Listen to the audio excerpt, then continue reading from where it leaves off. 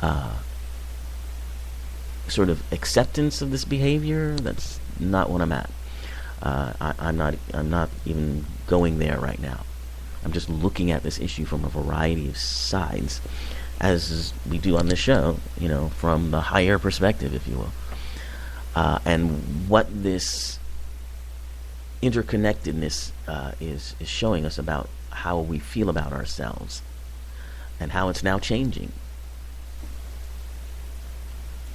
So now, we've talked about people in power. Now let's take a look at the other side of this coin, which is the people that are, coming forward with these allegations, many of whom who have been holding on to these stories for many, many years, and probably haven't felt that they've been able to resolve them. And probably might even have had a lot of confusion about what they really meant. But now, because it's become a focal point, a lot of people are now coming out to talk about their experiences of feeling powerless, of feeling, taken advantage of by someone who has more, in their minds, power than they do. This, of course, is also an illusion.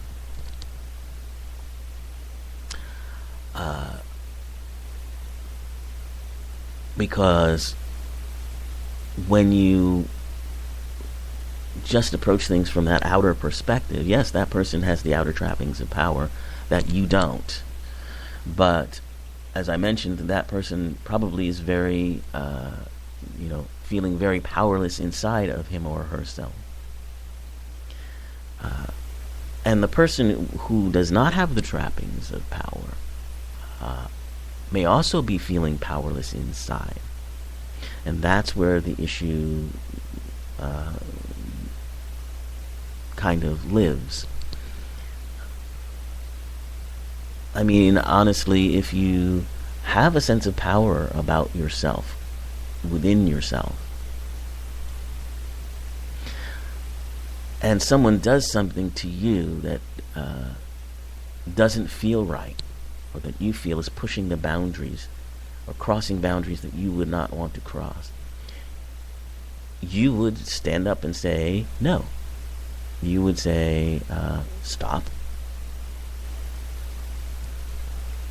And if that person did not stop, you would certainly do everything within your power to make them stop. And then if that still didn't happen, well, you would then follow through if harm was caused to you by this person, and they attacked you physically, did things physically to you, you would, obviously, in a world in which you have your inner strength and your inner power stoked, if you will, you would go and find appropriate retribution, legal retribution, going to the police or whoever, and making statements and calling this person out. Because the strongest thing you can do for yourself, and the strongest thing you can do for a person who does this kind of thing, is to call them out on their behavior. But let's face it, a lot of people who have had this experience, it's very intimidating. It can also be very confusing. They may or may not know if it was something that they said or did, or maybe even some part of them wanted some kind of interaction with this person. And certainly between men and women. And this is, by the way, not just a men and women issue. Obviously, if you look at the Kevin Spacey situation, men are having these situations happen to them too. So, as I say, it's not a gender issue as much as it is a balance of power issue. But it can be, overwhelming. It can be you can easily get confused about what to do in a situation like that. You can feel intimidated,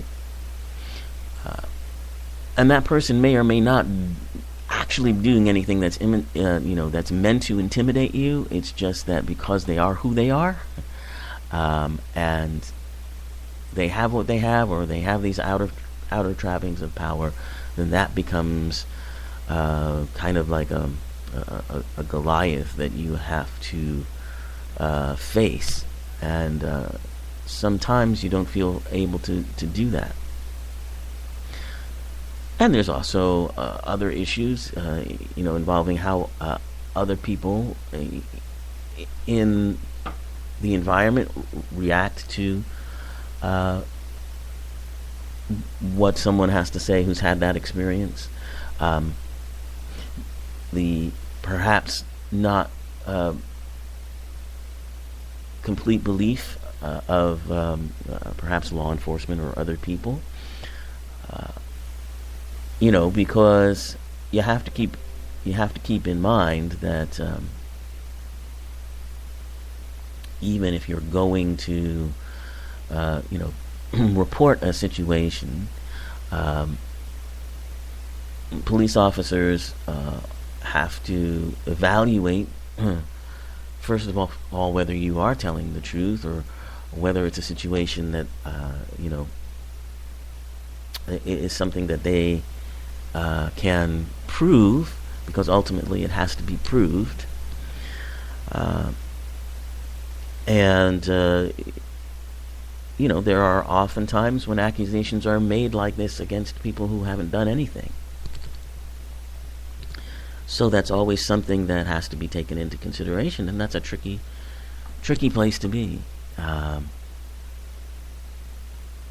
It's also and less so,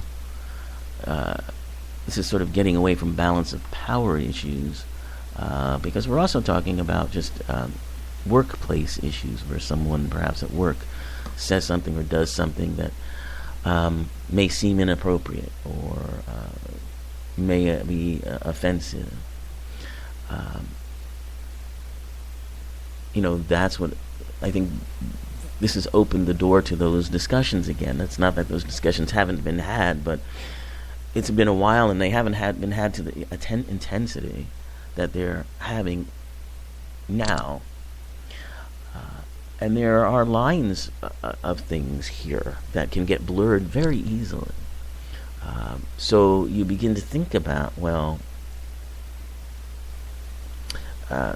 did that person? Okay, maybe I got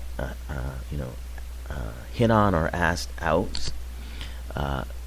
Is that an abusive of power, or is that is that harassment, or is it just someone found me attractive or interesting and wanted to spend time with me, and I wasn't interested, and went away. Conversely, when you have an interest in someone, and you would like to connect with that person in a way that maybe they're not interested in connecting to you, well, it's hard to know what to do all the time. If I ask that,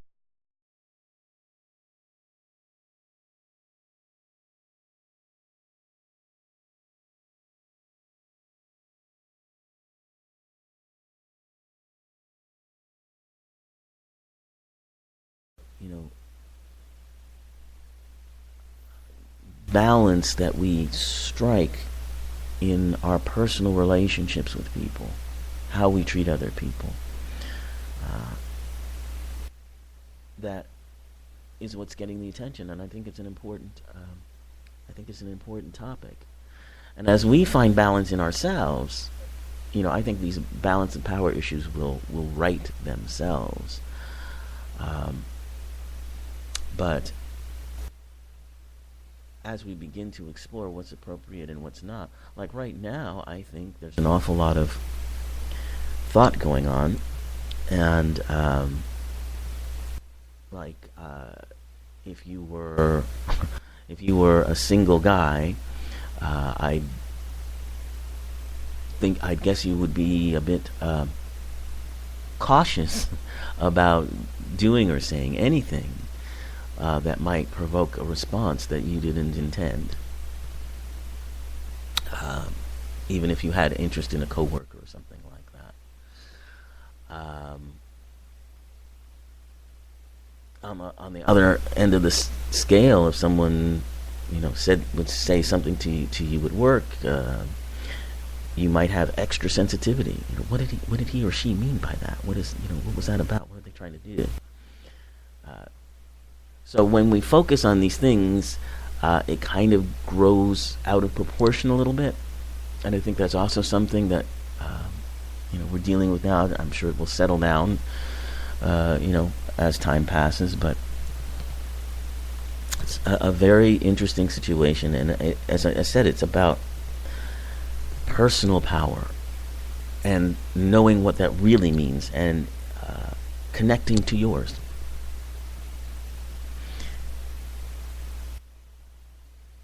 At least that's from my step back to the higher perspective. That's what I'm getting.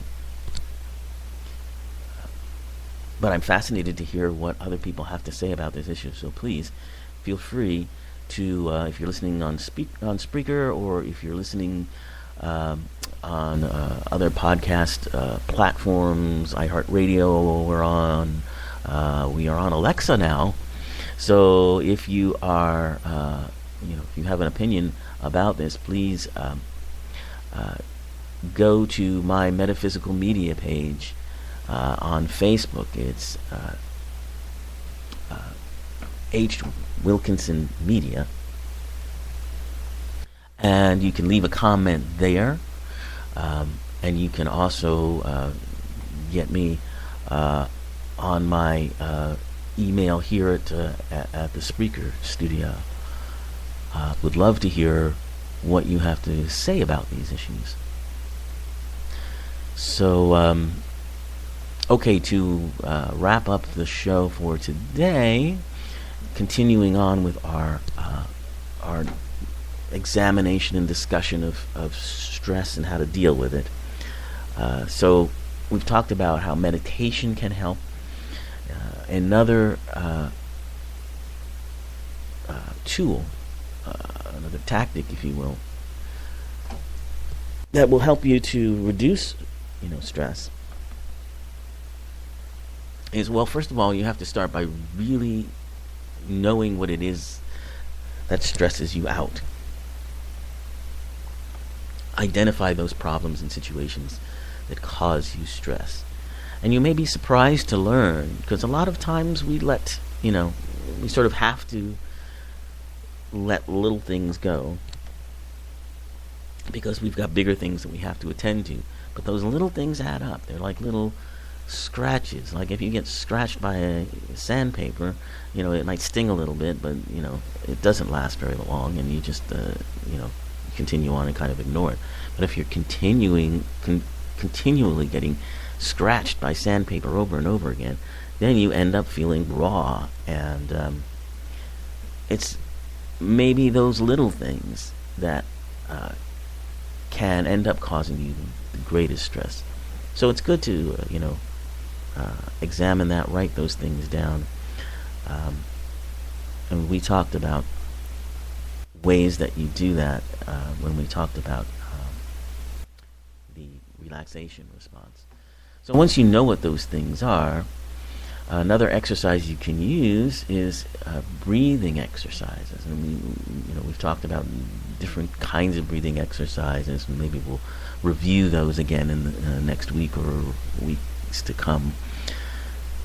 But breathing is a very powerful tool for bringing that stress down. So you breathe in balance, peace, and you breathe out the anxieties and all of that kind of thing. And of course, exercising itself is helpful. Going for walks particularly can can change that. Just to